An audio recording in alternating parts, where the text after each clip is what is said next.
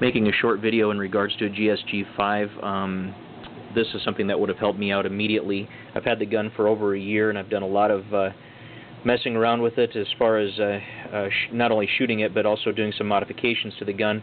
But the biggest problem I've had was the shells would actually jam up and not feed properly, and you get misfires or misfeeds into the gun mechanism. Initially, I thought it was the feed ramp, but actually, after doing some research and looking at magazines, I think I've got what the problem is with this gun, with these guns particularly. I have two of these GSG-5s, and both of them have the same problem with feeding shells. I've tried all different types of shells, and right now I'm just using inexpensive Federal ammunition, and I've got this to go pretty well.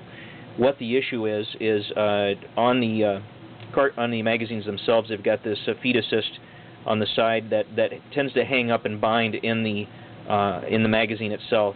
Even lubricating it does not allow the feed mechanism to function properly, just because of how the rail it slides along is angled and tends to bind up. What I've done is I've actually removed that mechanism from all of my magazines. I do leave the screw attached to it, so that when you go to load the gun, you can actually get the screw part out. I just leave it attached like this, and then I put it in so that you can use it as a loading assist. But then once I get ready to shoot the gun, I actually take it out. So all of my magazines look like this.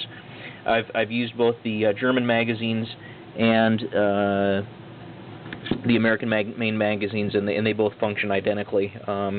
Making this slight modification, I have cleared 99% of my feed problems. I hope this helps with your GSG use, and good shooting.